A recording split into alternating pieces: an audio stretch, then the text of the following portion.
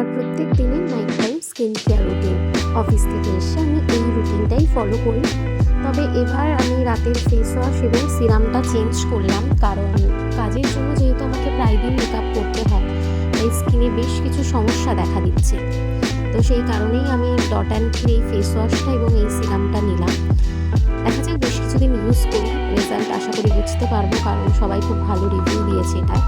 এছাড়াও আমি যেরকম গুড ভাইবসের টোনার ইউজ করি এবং সেই সাথে গুডটার নাইট ক্রিম, সেই দুটো একই আছে।